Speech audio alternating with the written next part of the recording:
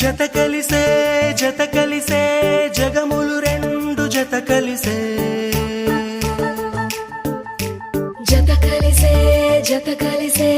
అడుగులు రెండు జత కలిసే జనమొక తీరు వీళ్ళదొక తీరు ఇద్దరొకలాంటి వారు అచ్చుకుతినట్టు ఒక్క కలగంటూ ఉన్నారిద్దరు ఏ కన్ను ఎప్పుడు చదవని పుస్తకమై